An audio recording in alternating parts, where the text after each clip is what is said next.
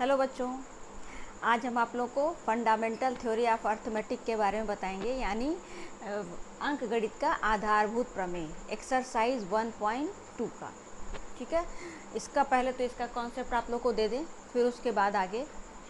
तो सबसे पहले देखिए, इसको बताने से पहले गणित का आधारभूत प्रमेय या फंडामेंटल थ्योरी ऑफ अर्थमेटिक बताने से पहले हम आपको कुछ फैक्टराइजेशन बताते हैं। जैसे मान लीजिए 1771 को फैक्टराइज अगर करते हैं तो ये आपका हो जाएगा, ये किससे हो जाएगा, 11 से हो जाएगा। तो 11 हो जाएगा, यहाँ पे हो जाएगा 67, 11 छक्के 66, 66, और फिर यहाँ पे हो जाएगा 1, और ये हो जाएगा 11 1 जार 11। ठीक है, फिर ये हो जाएगा 7 से जाएगा, तो 7 2 जार 14,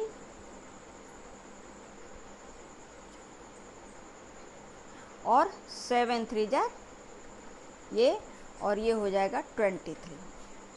ठीक इसी तरीके से हम लोग 735 का अगर लगाते हैं तो ये हो जाएगा आपका, ये 5 से कट सकता है, तो 5 1 जार 5, 5 4 जार 20, 5 7 जार 35।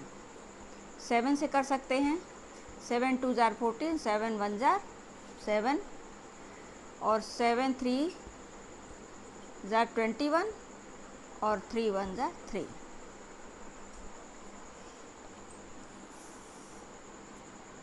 ठीक है, अब इसके बाद हम लोग देखा जाए 3 2 7 6 0 का फैक्टराइजेशन करते हैं। आई बात समझ में? तो इसका फैक्टराइजेशन करेंगे तो इसको पहले 2 से कट करेंगे, तो 2 1 जार 2, 2 6 जार 12, 2 3 जार 6, 2 8 जार 16 0, फिर 2 8 jar 16, 2 1 jar 2, 2 9 jar 18 0, 2 4 jar 8, 2 9 jar 18, 2 5 jar 10, और 5 से कट कीजिए तो 5 8 जार 40, 5 1 जार 5, 5 9 जार,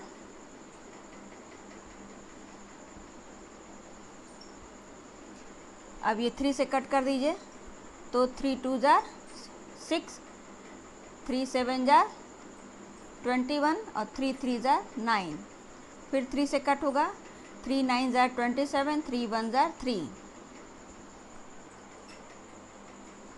अब ये 7 से कर दीजिए तो 7 1 जार 7, 7 3 जार 21, 13 1 जार 30।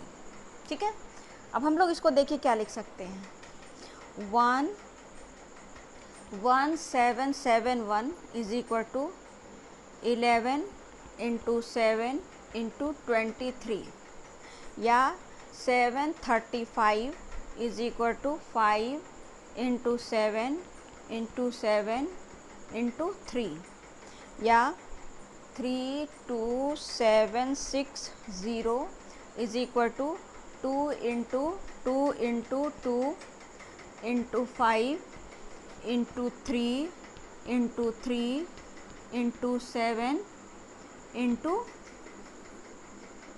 13। आई बात समझ में?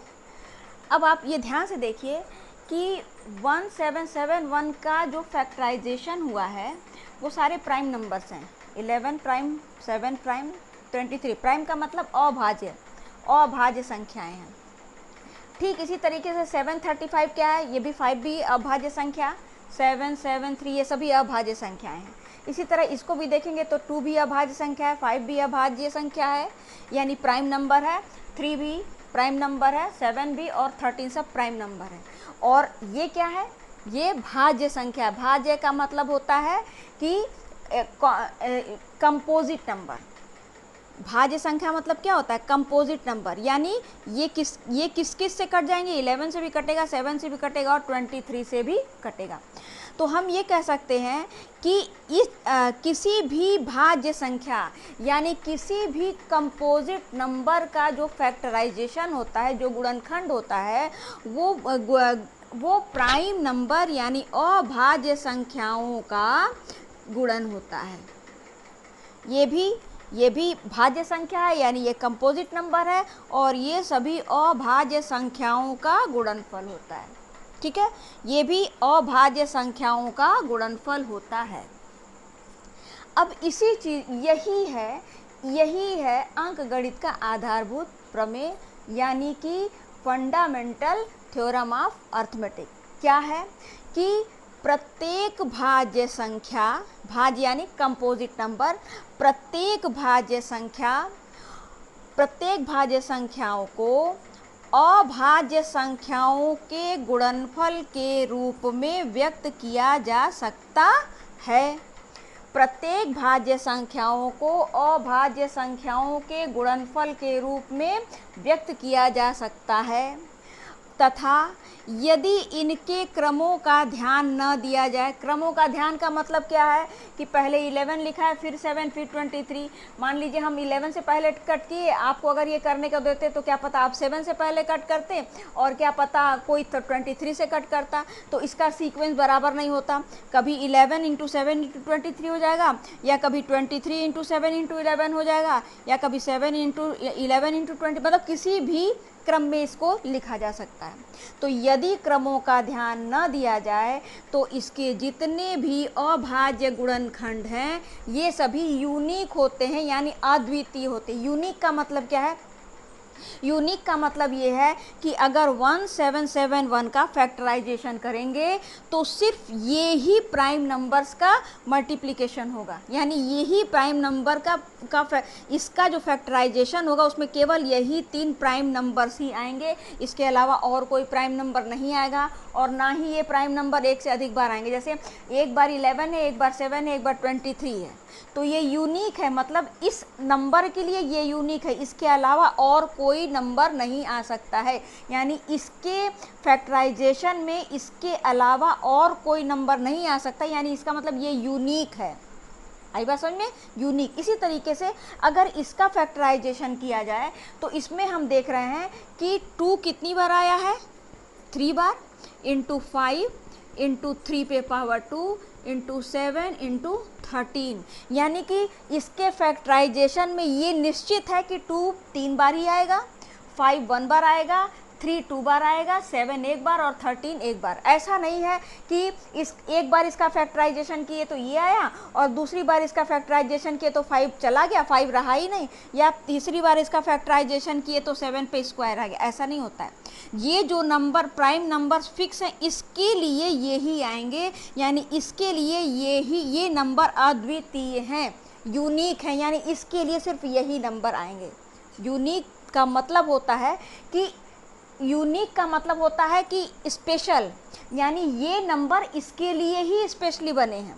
जब इसका फैक्टराइजेशन करेंगे तो यही नंबर आएगा, इसके अलावा और कोई नंबर नहीं आएगा। तो इसका प्रमेय यही है। तो देखिए, इसको हम डेफिनेशन यहाँ पहले ही लिख दिए हैं ताकि आप लोग को थोड़ा कम टाइम लगे और आप लोगों को समझा सकें अच्छे से। प्रत्येक भाज्य संख्या मतलब कंपोजिट नंबर, जो कि ये है। भाज्य संख्या मतलब जो किसी से विभाजित हो जाती है, यानी किसी से कट जाती है। तो ये सारी संख्याएं क्या हैं? भाज्य हैं, क्योंकि ये संख्या इन तीनों से कटी है, ये संख्या भी कटी है, ये संख्या भी कटी है। तो प्रत्येक भाज्य संख्या को अभाज्य संख्याओं यानी प्राइम नंबर के एक गुणनफल के रूप में व्यक्त किया जा सकता है, तथा यह गुणनखंडन यानी ये फैक्टराइजेशन अभाज्य गुणनखंडों के आने वाले क्रम के बिना मतलब क्रमों का ध्यान न दिया जाए तो ये अद्वितीय होता है। यानी कि ये जो नंबर्स होते हैं वो क्या होते हैं? अद्वितीय होते हैं, यानी कि इसके फैक्टराइजेशन में जो नंबर है वही आएगा, इसके अलावा और कोई नंबर नहीं आएगा। या इसको अगर हम ये कह दें कि अगर इसको हम आरोही क्रम में यानी असेंडिंग ऑर्डर या डिसेंडिंग किसी भी ऑर्डर में लिख दें तो ये लिखेंगे 2 to the power 3 into 3 to the power 2 into 5 into 7 into 13। तब हम कहेंगे कि ये पूरा फैक्टराइजेशन का ये पूरा क्रम सहित ये क्या है? यूनिक है। अगर इनके जैसे हम लोग करते हैं तो इसका तो कोई पता नहीं कि कोई 5 से कट करेगा पहले, कोई 7 से कट करेगा पहले, कोई 3 से, तो कोई भी पहले बाद में आ सकता है। लेकिन अगर इनको आरोही या अवरोही क्रम में रखा जाए तो अगर आरोही क्रम में रखा जाएगा तो पहले 2 पे पावर 3 ही आएगा, फिर 3 पे पावर 2 आएगा, फिर 5 आएगा, फिर 7 आएगा, फिर 13, यानी ये भी यूनिक फैक्टराइजेशन, ये भी यूनिक। अगर इनके गुणनफलों का क्रम को भी के क्रम का भी अगर आरोही अवरोही क्रम में व्यवस्थित कर दिया जाए तो ये पूरा क्रम ही, ये पूरा फैक्टराइजेशन ही अद्वितीय हो जाएगा। लेकिन चूंकि जनरली हम लोग फैक्टराइजेशन करते हैं तो इसके क्रमों का ध्यान नहीं होता है, कभी कुछ कभी किसी से भी कर सकते हैं, तो इनके क्रमों का ध्यान न देते हुए भी, अगर ध्यान न दिया जाए तो भी ये सारे नंबर्स प्रत्येक भाज्य संख्या यानी प्रत्येक विभाजित होने वाली संख्या के लिए अद्वितीय होते हैं। मेरे ख्याल से आपको ये डेफिनेशन अच्छे से समझ में आ गया होगा। ठीक है, तो अब हम लोग एक एग्जाम्पल लेते हैं। कहाँ गया डस्टर?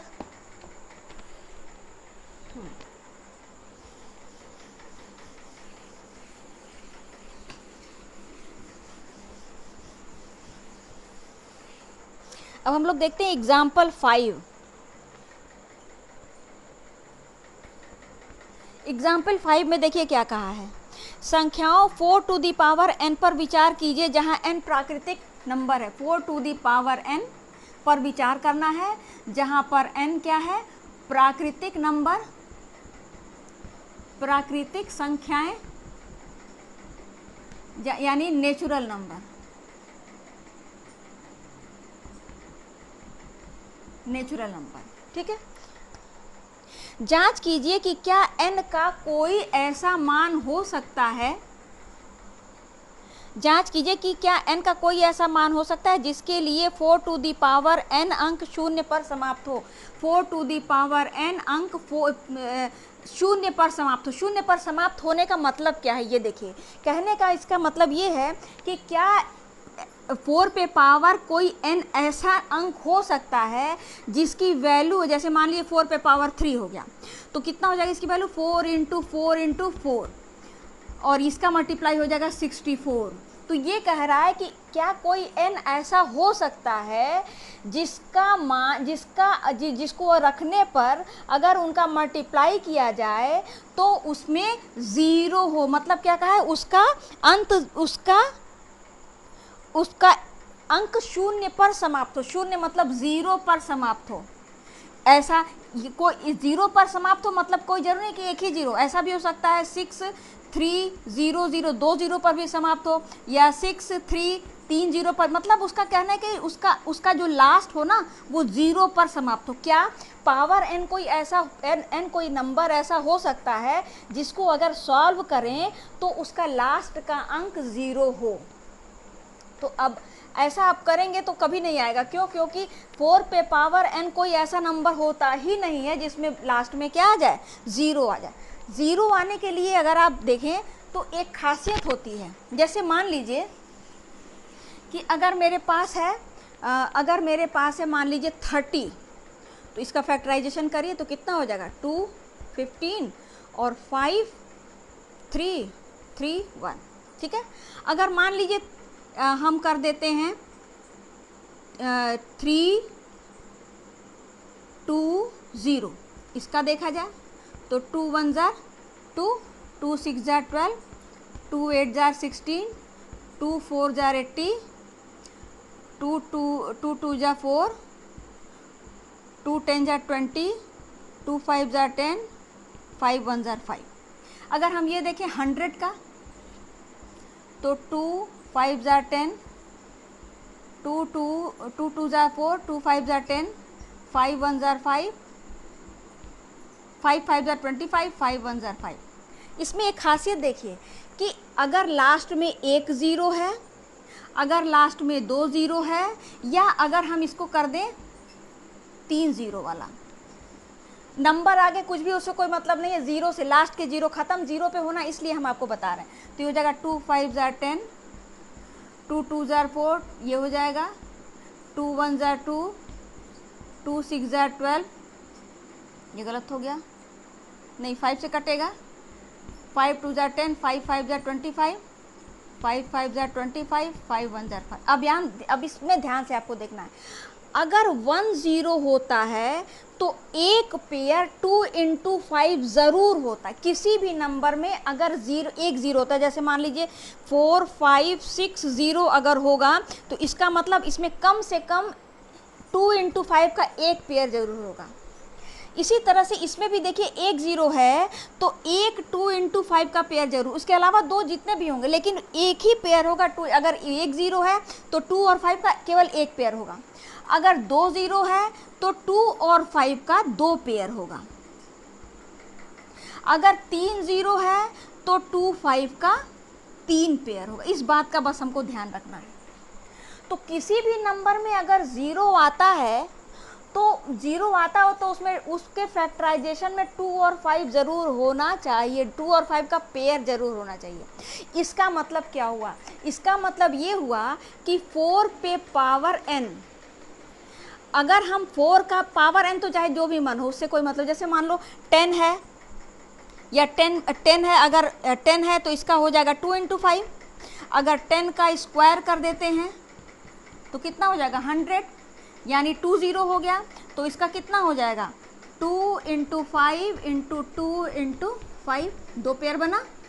अगर मान लीजिए 10 पे पावर 3 हो जाता है तो 1000 हो जाएगा, और इसका कर लेना 2 into 5 into 2 into 5 into 2 into 5। कहने का मतलब ये है कि अगर किसी नंबर पे पावर चाहे जो भी हो, अगर उसके साथ अगर उसका फैक्टराइजेशन में 2 इंटू 5 आता है तो ही ज़ीरो होता है। यानी कि हमको n से मतलब नहीं है, हमको बेस से मतलब है। ये पावर से मतलब नहीं है, बेस से मतलब है। यानी पावर चाहे जो भी हो, अगर बेस में 2 इंटू 5 है तो इसमें ज़ीरो आएगा।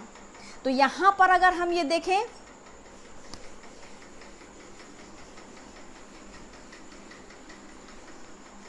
तो अगर हम यहाँ पर देखें कि 4 टू दी पावर n, अगर जो नीचे नंबर दिया हुआ है इसके फैक्टराइजेशन में अगर 5 आता है, यानी 2 और 5 का पेयर होता है, तो ज़ीरो n चाहे जितना भी हो उसमें ज़ीरो आएगा। अगर n 1 है तो 1 ज़ीरो आएगा, n 2 है तो 2 ज़ीरो आएगा, n 3 है तो 3 ज़ीरो आएगा, लेकिन कंडीशन होनी चाहिए कि 2 इंटू 5 का पेयर होना चाहिए।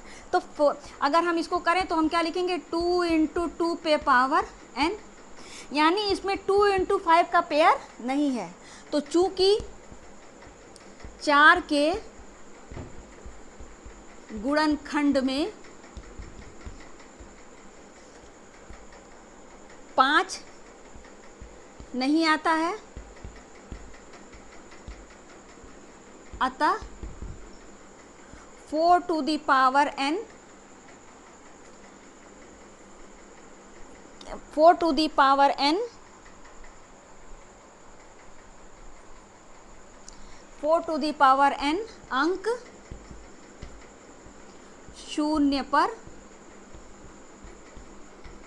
समाप्त नहीं होगा।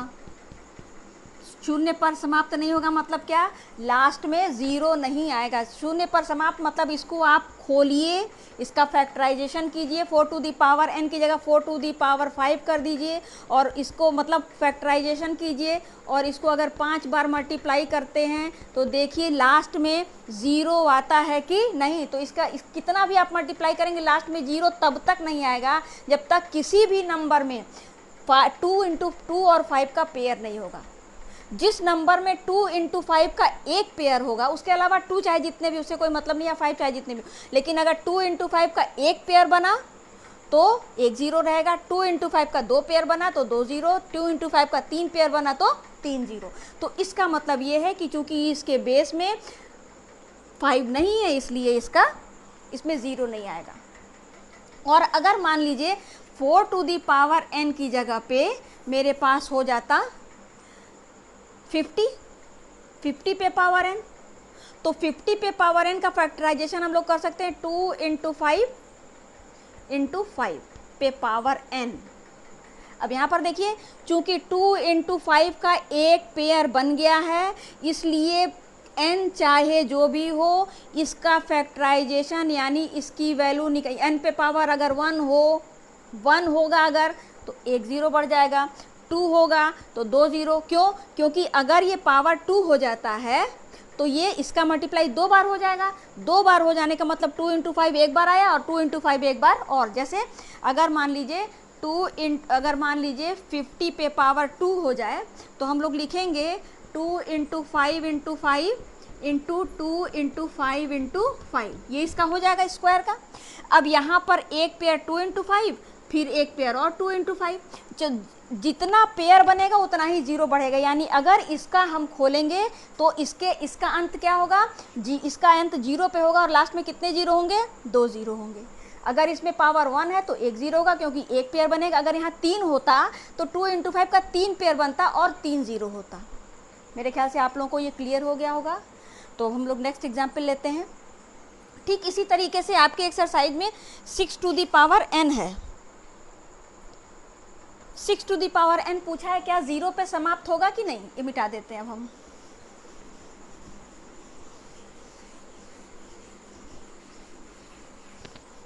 अब देखिए इसमें है 6 टू दी पावर n, क्या जीरो पे समाप्त होता है कि नहीं? तो 6 का कर लीजिए 2 इंटू 3 पे पावर n। अब चूंकि इसमें 5 नहीं है तो चूंकि 2 इंटू 5 का 2 तो है लेकिन 5 नहीं है, तो चूंकि इसके गुणनखंड में 5 नहीं है इसलिए इसका अंत जीरो पर नहीं होगा। ये आप जैसे एग्जाम्पल बताएं वैसे एक्सरसाइज का आप क्वेश्चन लगाएंगे। वैसे हम नेक्स्ट वीडियो में आपको इस क्वेश्चन का सॉल्यूशन भी बता देंगे। अब नेक्स्ट एग्जाम्पल देखिए। एग्जाम्पल 6 कहा है कि 6 और 20, चलिए ये एग्जाम्पल अब हम आपको नेक्स्ट वीडियो में बताएंगे क्योंकि टाइम ओवर हो गया है। और नेक्स्ट वीडियो में हम इसके बाद नेक्स्ट एग्जाम्पल जितने भी हैं वो सब आपको क्लियर कर देंगे।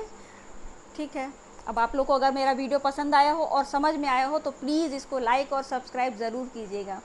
Thank you.